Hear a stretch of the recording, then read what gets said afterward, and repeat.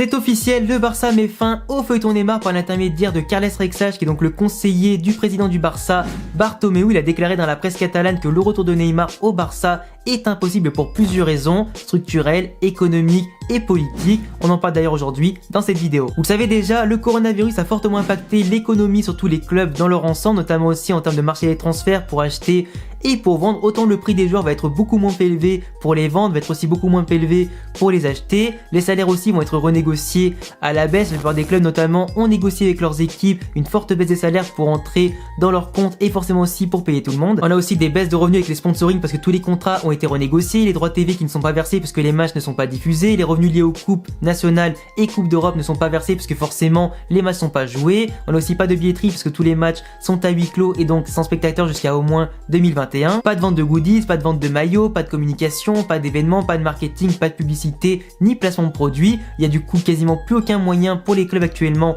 de gagner de l'argent. Donc pour tous les clubs instables économiquement qui n'ont pas forcément le fonds de trésorerie nécessaire pour payer leur masse salariale et tous les à côté et leurs dépenses au quotidien, ne pas jouer de match pendant plusieurs mois, c'est très compliqué. Le Barça d'ailleurs en termes de structure actuellement est secoué par plusieurs vagues politiques pour l'élection des présidentielles, pour l'élection aussi de la structure interne du Barça, le fait aussi qu'il y ait une sorte de Barça Gate avec bien sûr Bartomeu qui est impliqué dans plusieurs affaires de corruption, de scandale, qu'il aurait insulté des joueurs par rapport à des sociétés externes, des paiements en tout cas un peu frauduleux et tout ça. Là, forcément la structure autant politique qu'économique au sein du Barça actuellement n'est pas en proie à de gros transferts, n'est pas aussi en proie forcément à faire de grosses opérations en dehors du Barça comme au niveau interne. D'ailleurs le coût de Neymar aujourd'hui coûterait quand même entre 150 et 200 millions d'euros pour le faire venir du PSG au Barça par rapport au contrat qui lui reste et forcément aussi à l'impact qu'il a au PSG en termes de marketing, de communication et d'image sur le terrain. Donc le Barça n'a pas les moyens, du coup n'a plus les thunes pour faire un gros transfert comme ça. C'est pour ça qu'en ce moment on parle beaucoup du transfert de Semedo à City ou ailleurs pour simplement aussi récupérer de l'argent, la vente pourquoi pas de Rakitic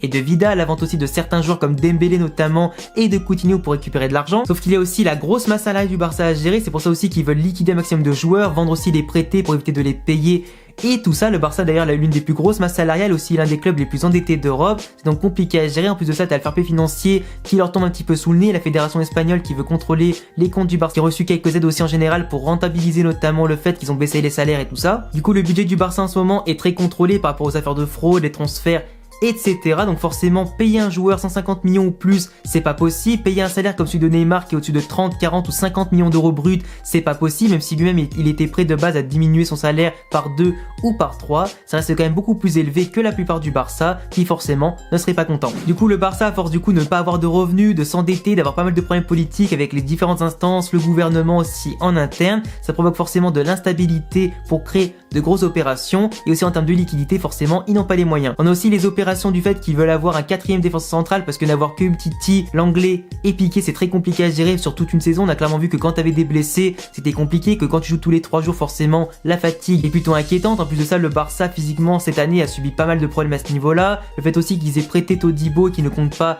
le récupérer par la suite, qui comme je l'ai dit juste avant voulait vendre Semedo, du coup faudra forcément avoir un remplaçant, qui veulent aussi financer l'opération Pjanic apparemment pour le milieu de terrain en vendant soit Arthur, soit en vendant Rakitic et Vidal. Il y a quand même aussi pas mal de problèmes en termes de quantité d'effectifs et de qualité. Il y a surtout la grosse opération Lautaro Martinez que le Barça veut absolument incorporer à son effectif pour avoir un trio d'attaque Suarez, Lautaro Martinez et Messi, ou aussi bien sûr Griezmann qui va pouvoir être en concurrence avec Suarez et Lautaro pour une place de titulaire. Du coup payer 120 millions d'euros pour Lautaro Martinez qui est d'ailleurs sa clause libératoire à l'Inter Milan, qui ne le bradera pas et qui ne le vendra pas pour moins, ça c'est clair et net. Bah forcément ça met en danger déjà la santé économique du club par rapport aussi au salaire, le coût du transfert et tous les à côté. Ils ne pourront pas dépenser 120 millions d'euros plus 150 ou 200 pour Neymar, c'est impossible. Si tu payes 120 millions d'euros pour Lautaro Martinez, il faudra quand même que tu utilises le reste ou les différentes ventes, soit pour combler justement le manque à gagner, pour rentabiliser et compenser surtout cette grosse perte d'argent, et pour réinvestir surtout dans là où tu as le plus besoin, comme un quatrième défenseur central, sauf si tu récupères Todibo mais qui apparemment sera en partance pour la Juventus ou un autre club en Italie, ou compenser au milieu de terrain si jamais Pjanic ne vient pas ou que tu veux vendre notamment Rakitic et Vidal, il faudra forcément quelqu'un pour les compenser. Le gros point négatif aussi dans les comptes du Barça, dans l'effectif du Barça qui empêche justement Neymar de venir, tout comme Lautaro Martinez qui pourrait venir notamment de manière plus facilitée, c'est le fait aussi qu'il y a eu des échecs commerciaux comme celui de Coutinho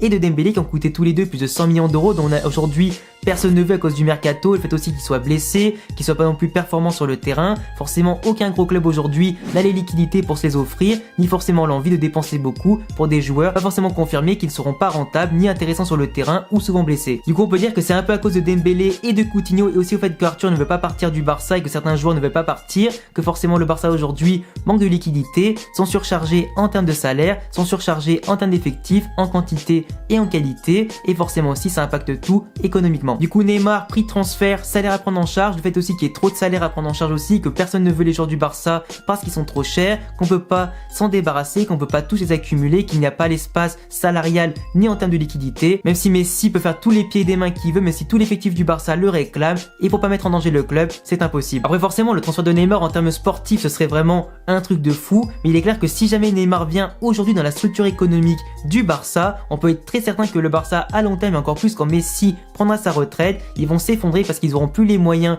de payer les joueurs, et bien sûr de restructurer l'équipe quand il y aura des trous à combler. Du coup les gars, je vous laisserai me dire en commentaire ce que vous pensez du non-retour de Neymar. Est-ce que c'est enfin la fin de ce feuilleton ou pas? Est-ce que du coup Neymar reviendra au Barça quand il aura simplement terminé son contrat avec Paris du coup dans plusieurs années? Est-ce que vous pensez que c'est une bonne chose de ne pas voir son retour ou pas? Donnez-moi aussi vos avis sur mon analyse dans la vidéo, ça me fera super plaisir de vous lire. Pensez aussi à cocher la cloche, vous abonner et bien évidemment me laisser un pouce bleu si mes vidéos vous plaisent. Rejoins-moi sur Insta et sur Twitter, à tous les liens en description. Et à bientôt les gars, prochaine vidéo, ciao.